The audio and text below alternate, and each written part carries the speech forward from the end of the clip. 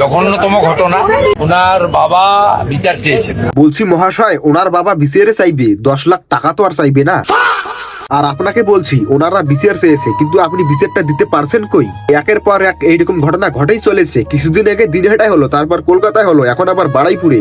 আর কত সহ্য করতে হবে? আর কতদিন পর আপনি সঠিক বিসিআর দিতে পারবেন? আর কতদিন সময় লাগবে আপনাকে? আরজি কার্ডের ঘটনাটা, সেটাও এখনো আপনি সঠিক বিসিআর দিতে পারেননি। ভোটের আগে তো অনেক গলা চেঁচিয়ে বলেছিলেন যে সকালে জমা বিকেলে খরচ, কিন্তু এখন তো দিনের পর দিন যাচ্ছে, কিন্তু এখনো খরচ হচ্ছে না। পশ্চিমবঙ্গের জনগণ অনেক আশা করে, অনেক বিশ্বাস করে আপনাদের সরকারকে নিয়ে এসেছে। আশা করি জনগণের বিশ্বাসটা ভাঙবে না। আর এত কিছুর মধ্যে একটা হাস্যকর ঘটনা ঘটেছে, সেই ঘটনাটা তোমরা একবার দেখো। আমাদের প্রাক্তন মুখ্যমন্ত্রী হাতে মোমবাতি জ্বালিয়ে বিচার চাইতে বেরিয়েছে। কত সুন্দর দৃশ্য, আর কত যে এরকম নাটক দেখতে হবে।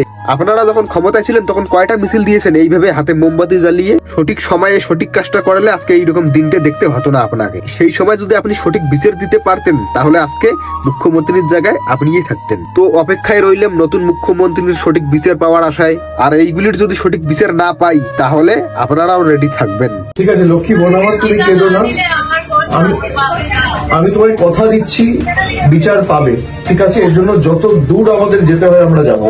অভিষেক দাদার কথাটা শুনে আমার হাসি পেল। ব্যাপারটা এরকম হয়ে গেল না যে শিয়ালকে ছাগল পাহারা দেওয়ার দায়িত্ব দেওয়ার মতো? আপনাদের শাসনকালে তো এরকম ঘটনা অনেকেই ঘটেছে, কতজনকে সুবিচার পাইয়ে দিয়েছেন।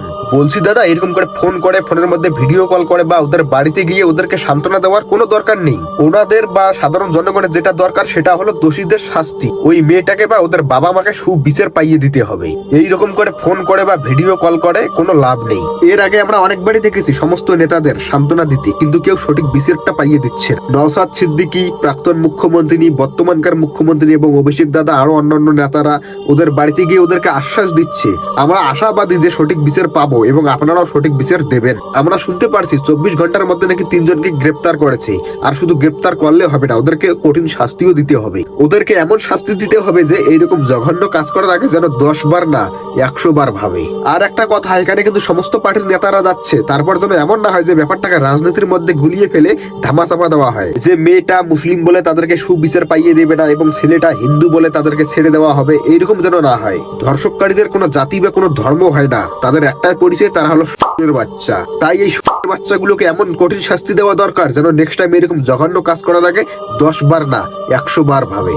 আর বর্তমানকার মুখ্যমন্ত্রীর কাছে আমার একটাই দাবি, আপনি বলেছিলেন যে সকালে জমা বিকেলে খরচ, তাই এখন খরচ করার সময় এসেছে, খরচ করুন। বেশি জমা রাখবেন না, নইলে আবার পরে হিসেব দিতে পারবেন না।